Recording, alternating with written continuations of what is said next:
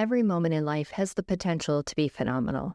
At Amy Boyle Photography, we specialize in capturing those moments, whether it's for your business, a milestone event, or a personal portrait.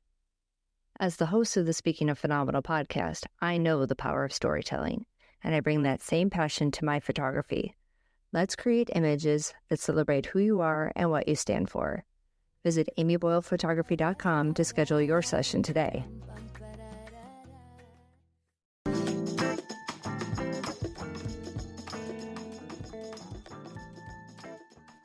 Welcome to the Speaking of Phenomenal podcast. I'm your host, Amy Boyle. Today we're doing something a little different, a reflection on a recent trip to New York City, but it's also a mini guide for anyone planning a getaway of their own. 3 days in this incredible city with my dear friends, Barbara, Alessandra, and Debbie. We call ourselves the Bad Girls, and this trip was packed with all things that make New York so special. History, art, culture, and connection. Our last trip together was back in 2019 to Martha's Vineyard, so this getaway to New York was long overdue and absolutely perfect. Whether you're a first-time visitor or a seasoned New Yorker, there's always something new to discover. So let's take a walk through our 3-day adventure and share some tips for your next trip to the Big Apple. We started our first day with a quintessential New York experience, a stroll through Central Park. If you've been there, you know there's no better way to kick off a trip in that city than a walk under those towering trees, especially as the leaves begin to change in early October. The day was perfect. Low 70s, not quite sweater weather, but close enough. The trees weren't fully turned yet, but there was a promise of color in the air. Walking through the park with my friends, catching up on life, felt like the perfect way to slow down and really arrive in the city. Our next stop was lunch at the iconic Central Park Boathouse. If you've ever wanted to feel like you're in the middle of a classic New York moment, this is the place.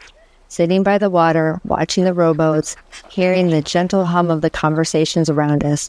It's like being in a movie or maybe an episode of Sex and the City.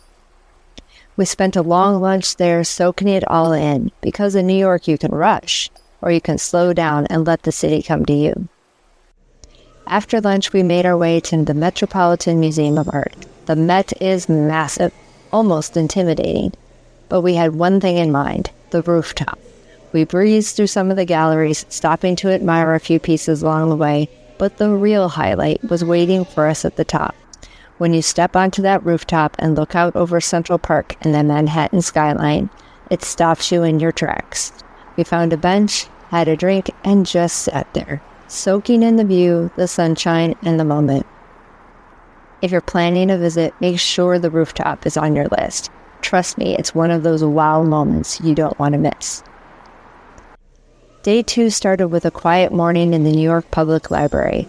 Barbara had booked us a special behind-the-scenes tour, and it did not disappoint. This library is more than just a building. It's a tribute to history, to stories, and to the enduring power of knowledge. Walking through its grand marble halls with our guide was incredible. It gave us a deeper appreciation for the library's vast collections, and of course we couldn't help but love those library mascots, Patience and Fortitude.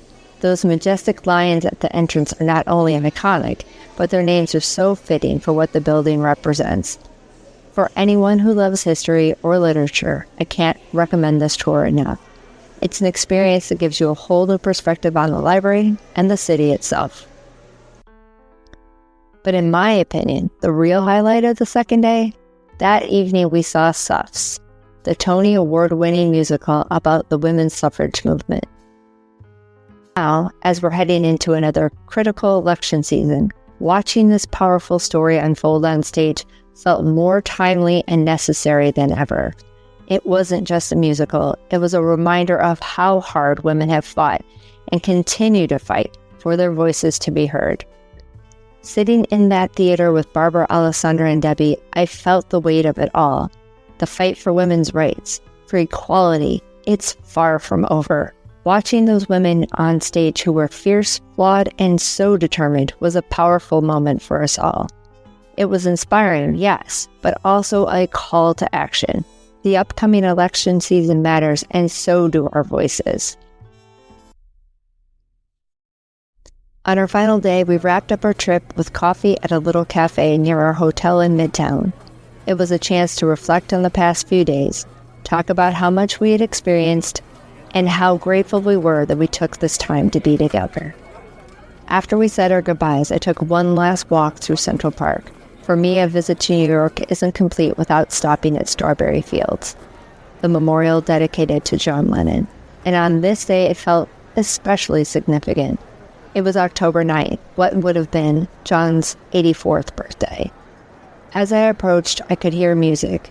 There was a pop-up jam session. Over 100 people gathered, from babies to elders, all singing Lennon songs. The energy in the air was something I will never forget. For that brief moment, we didn't have to imagine peace. It was there, real and palpable. It was the perfect way to end our trip, surrounded by music, community, and feeling the connection I will still carry with me. New York City has a way of bringing people together. Whether you're visiting for the first time or the 100th, there's always something new to experience. For me, this trip was more than a getaway. It's a reminder of the importance of friendship and making time for the things in life that truly matter. Friendships like these, the ones that last years through distance, are truly priceless. They are the relationships that keep us grounded, that remind us who we are and who we want to become. And it's up to us to make time for them, to step away from the everyday and reconnect with the people who matter most. So if you haven't done so recently, reach out to your friends, make that plan, take that trip. And if you're planning a trip to New York, take this as your mini guide, remembering to leave space for the moments that will surprise you, the ones that leave you in awe. Thank you for joining me today. I'd love to hear your stories of reconnection with friends. Share them with us on Instagram at Speaking of Phenomenal. Until next time.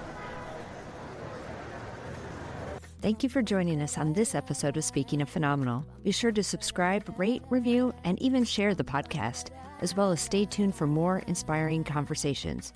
Remember, each and every one of you is capable of extraordinary things. Until next time, take care and remember, you are phenomenal.